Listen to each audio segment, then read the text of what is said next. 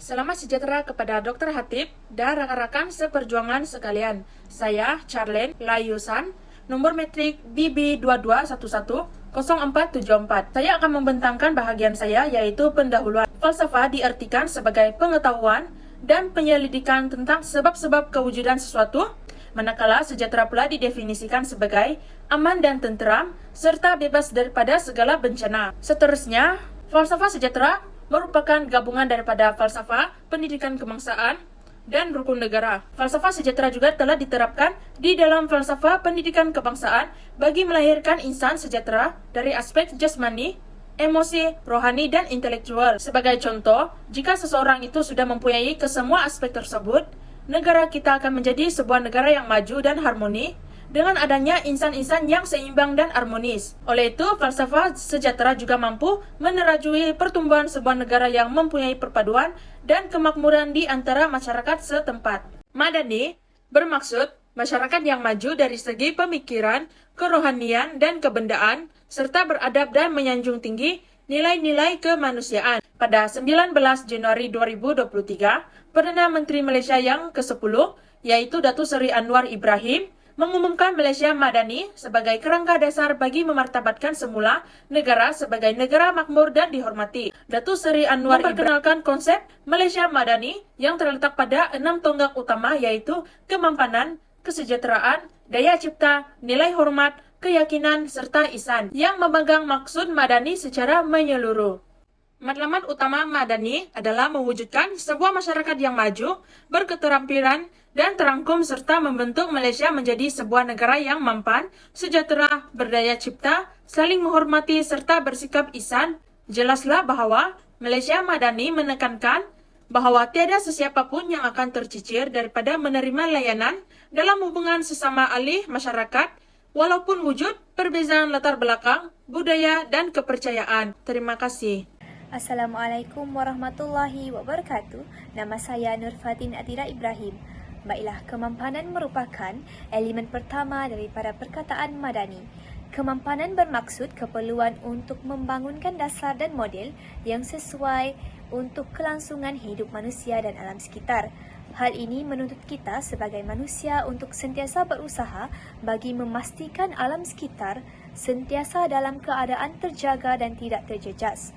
Terdapat beberapa aspek yang mampu menjadi medium untuk melaksanakan kemampanan, iaitu aspek ekonomi dan kewangan, aspek perundangan dan juga aspek pendidikan.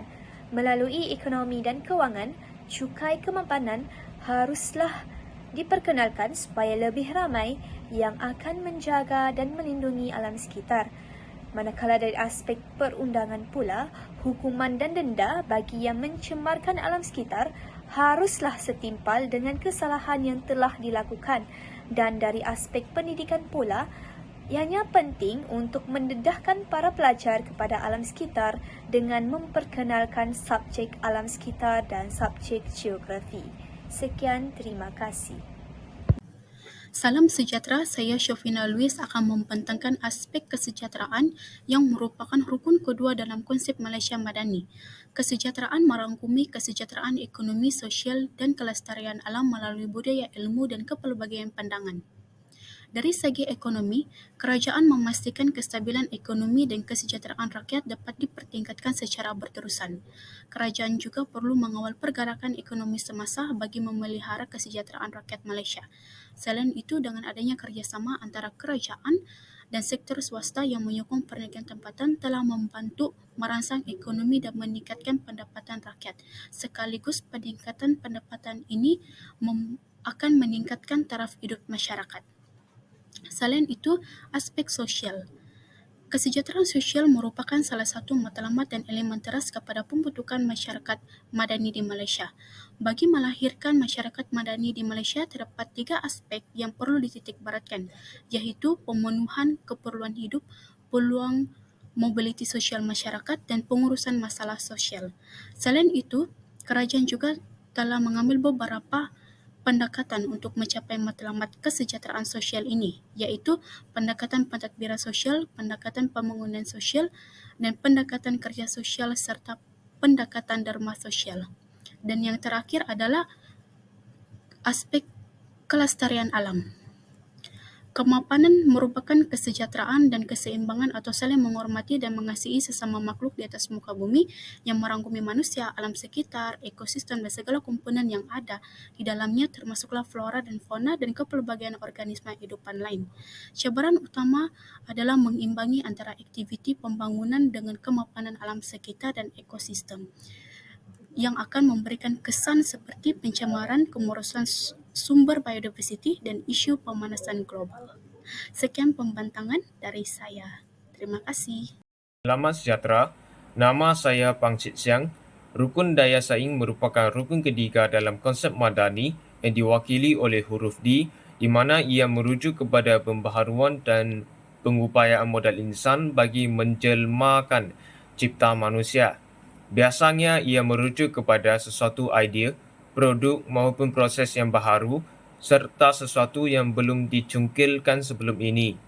Ia adalah penting untuk melahirkan rakyat yang bukan semata-mata pengguna tetapi juga sebagai penyumbang aktif dalam pembangunan negara. Halangan utama bagi merealisasikan rukun tersebut adalah sokongan ekonomi dan kewangan. Oleh sebab itu, sesuatu agenda ekonomi dan kewangan yang berteraskan daya saing serta dana dan insurans bagi menangani segala risiko yang berlaku dalam kegiatan daya saing perlu diwujudkan. Rukun daya saing juga sering dikaitkan dengan pelbagai aspek, terutamanya institusi yang perlu dijadikan sebagai teladan dalam penerapan budaya tersebut dengan kurikulum berkualiti dan kemudahan infrastruktur serta teknologi moden, dan juga pendidikan, iaitu sistem pendidikan perlu direvolusikan dengan program yang sesuai dengan keperluan semasa seperti kemahiran komputer dan pengikutan. Sekian, terima kasih. Saya Elia Lim Juslim. Seterusnya saya akan membentangkan istilah hormat yang merupakan teras keempat dalam konsep Malaysia Madani, yaitu huruf E. Hormat ini ditakrifkan sebagai tingkah laku dan peradaban. Dari aspek hormat, ia menekankan 3 aspek, yaitu perilaku budi bahasa kepada kekayaan tradisi, merayakan kemajmukan, dan merayakan perbezaan pandangan dunia. Dari aspek perilaku budi bahasa kepada kekayaan tradisi, yang merujuk kepada masyarakat perlu mengaplikasikan amalan berbudi bahasa bagi menjaga dan mengekalkan perpaduan serta mengekalkan tradisi masyarakat.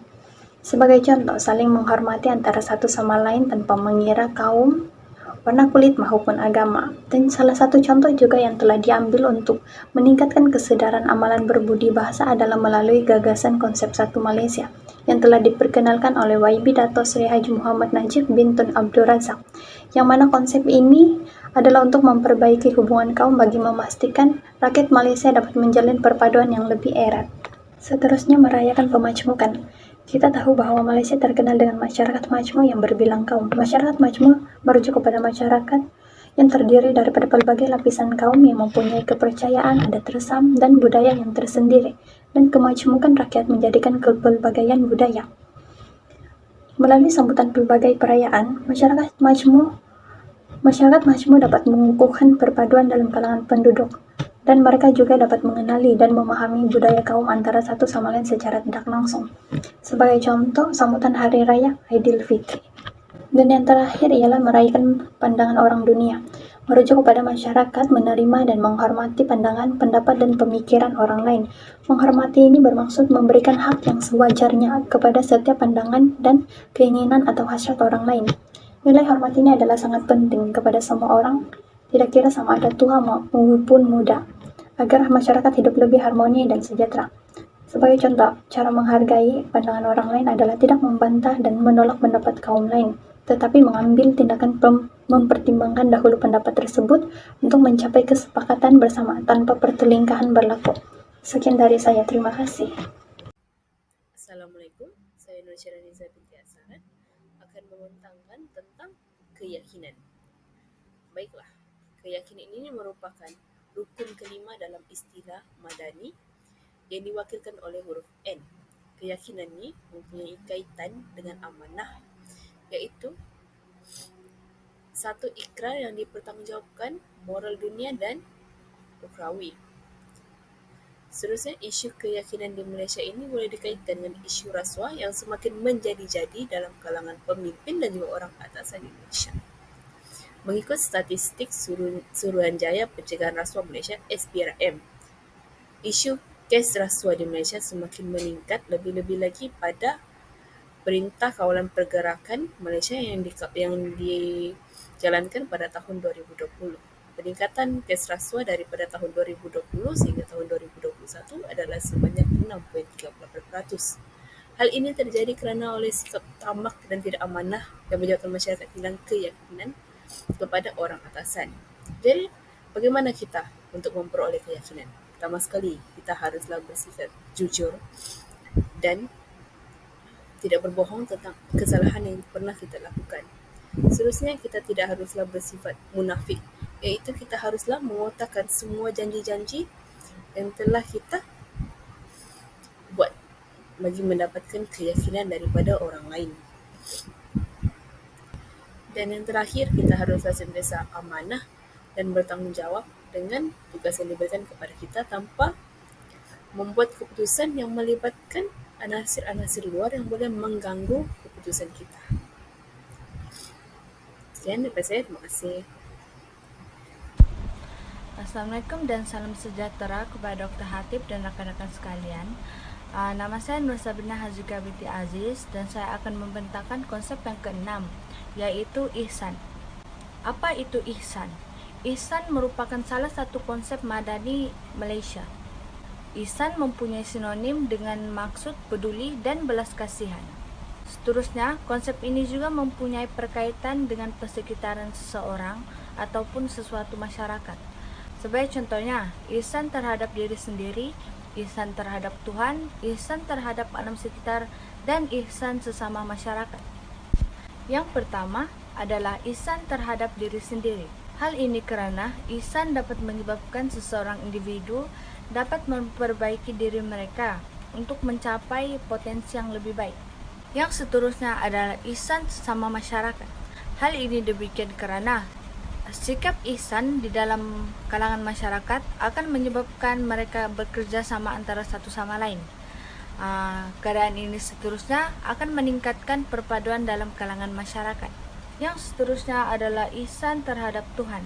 Hal ini kerana keikhlasan semasa menjalankan ibadah akan memberikan kesan yang baik terhadap seseorang individu. Yang terakhir adalah ihsan terhadap alam sekitar. Hal ini kerana ihsan terhadap alam sekitar akan menyebabkan seseorang individu ataupun sesuatu masyarakat mempunyai sikap bertanggungjawab terhadap kelestarian alam sekitar. Oleh itu, masyarakat yang mempunyai sikap ihsan yang tinggi akan menyebabkan mereka sentiasa menjaga kebersihan dan kelestarian alam sekitar. Oleh itu, konsep ihsan ini sangat penting kerana dapat melahirkan sikap peduli dalam kalangan masyarakat madani di Malaysia. Itu saja daripada saya. Sekian, terima kasih.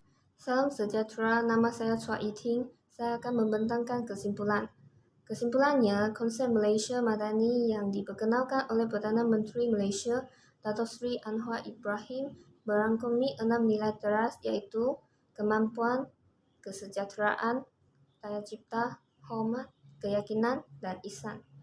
Huruf M, kemampanan merujuk kepada kemajuan mutu kehidupan bangsa dalam acuan yang seimbang antara manusia dan alam, bernuansakan citra Malaysia yang unik. Huruf A, kesejahteraan membawa makna keseimbangan atau lebih tepat lagi kehidupan dan segala sisinya yang terangkum dalam keseimbangan. Seterusnya, huruf D, daya cipta, mengandungi beberapa konotasi antaranya pembaharuan, reka cipta, dan reka baharu. Huruf A, hormat, mengandungi konotasi marwah manusia, suatu kalimat lain yakni adab yang berasal daripada bahasa Arab.